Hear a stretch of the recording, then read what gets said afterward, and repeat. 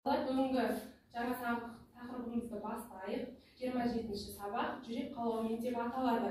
Біздің сабақтың мақсаты жүрек жылуы, шынайы сезім ұғым туралы түсінік бере отырып, жалпы адамзаттық дұрыс әрекет ете отырып, құндылығын мәнін ашамыз. Яғни дұрыс әрекет ете отырып, бойымызға адамдарға риясыз қызмет ету, жанашырлық, шынайылық қасиеттерін бойымызға сіңіреміз. Негізгі бүгінгі біздің өтіп жатқан тақырыбымыз жүрек қалауымен. Әрине, әр адамның өзіндік бір жүрек қалауы болады. Солай емес пе балалар? Барлық адамда өзінің шынайылық көңілі болады, шынайы бір өзінің достық бір досқа деген адал сезімі болады. Сол тақырыптың бүгін мәнін аша отырып, сіздермен жаңа тақырыпты бастаймыз. Балалар, өткен сабақта мен сендерге үй тапсырмасы ретінде үйге тапсырма берген болатын. Ол үй тапсырмасы ұлыма хат 108-ші беттегі үзіндіні оқып келу болатын. Ал балалар, үй тапсырмасына дайынсыздар ма? Ұлыма хат үзіндісінен не түсіндіңіздер? Кім айтады? Сәмина айта ғой.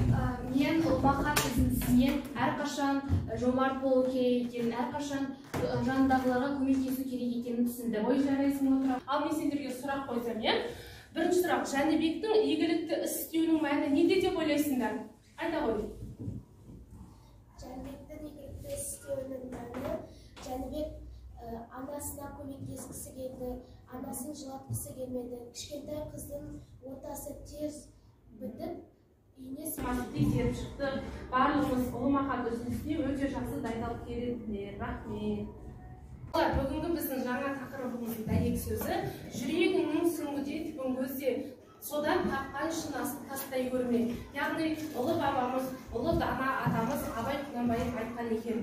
Балалар, бүгінгі дәйек сөзі кәнеки барлығымыз құрмемен қайталайықшы.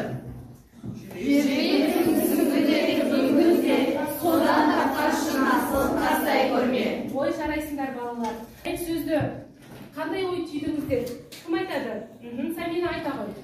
Мен бұл дәйек сөзден қандай іс жасасақ та өзіміздің жүрегімізді, өзіміздің ішкі ойымызды тауып керек екенімізді түсіндім. Жарайсың, отыра. Біздің дәйек сөзімізді дәптеріңіз. Кезекті тапсырма орындауға көшейік. Балалар, 110-ші беттегі бірінші тапсырманы ашамыз. Оқулықтағы 110-ші беттегі тапсырма. Тапсырманы орындап оқып берейін сендерге. Бірінші тапсырма. Оқулықта жетестің төле биге баруы мәтінін оқып, түйінді ойды іріктеп, жалпы адамзаттық құндылықтарды есте сақтауларыңды сұраймын.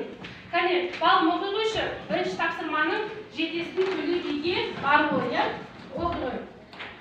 Бұл жерде айтылған әңгіменің барлығы дұрыс. Балаға мұраға ат берсең өліп қалады, тон берсең тозып қалады. Ал егерде өсиет айтсаң, ол мәңгі адамның жадында қалады. Мысалы, осы әңгімедегі өсиетті барлық адам біледі деп ойлаймын.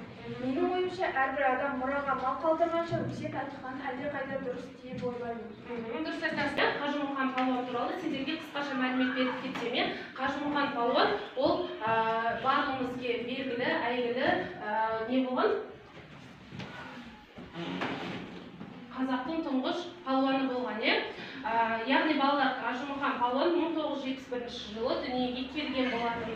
Қажымұқан палуан ол жастай 14 жасынан бастап бір бай адамға жалшысы болып жұмыс істейді. Ол бай бір күні Қажымұқан палуанды жұмсайды. Сен барып ат арбаны алып шөп алып кел дейді. Сонда Қажымұқан 14 жасында жаңағы байға жалшы болып, енді бай жұмсаса, әрине ол айтқанын істейді. Ол өзінің палуан екенін ең бірінші байға дәлелдеген. Қалай дәлелдеген? Ол сол кезде атты алып шөпке келген кезде аты зорығып кетіп, жолда не істейді? Өліп қалады. Ал соған қарамастан Қажымұқан палуан не істейді? Аттағы арбаны, шөп артылған арбаны өзінің иығына салып, байдың үйіне алып келетін болған. Ол содан бастап елге әйгілі бола бастаған. Елдің барлығы оны Қажымұқан палуан деп атап кеткен болатын. Екінші тапсырма оқулықтың 111-ші бетінде. 111-ші беттегі екінші тапсырманы ашамыз. Ол жерде не берілген? Сырбай Мәмбеновтың төменде берілген жүрек туралы өлеңін оқып, сүйіспеншілік, достық ұғымдары туралы өз ойларыңды жазыңдар дейді. Бұл өлеңді сендерге оқып берейін бе мен? Құстай бір қанат қағасың, кеудеде тұрсың ұялап, талмаурап әлсіз соғасың, біреуден қарсы біреуден қарсы қиянат дейді. Яғни балалар осы өлеңнен, жүрек қалау өлеңінен сүйіспеншілік, достық ұғымдары деген кітаптан оқиық бір-екі оқушы. Одан кейін сол оқыған мәтіннен өлеңнен не түсіндіңіздер, соны маған кері байланыс ретінде берсеңіздер. Ал ұл бала оқып жүрші сен өлеңді. Құстай бір қанат қағасың, кеудеңе тұрсың ұялап, талмаурап әтсіз соғасың, біреуден көрсең қиянат. Күзетке кірпік ілмейсің, сен үшін күндіз түн бірдей. Жаңарып якірлейсің, тұрасың, бірақ сыр Айтқан жалғастыра. Балалар екінші тапсырмағаны орындап болсақ, дәптеріміздегі кәмеки кім маған айтып береді? Сауран айта алған.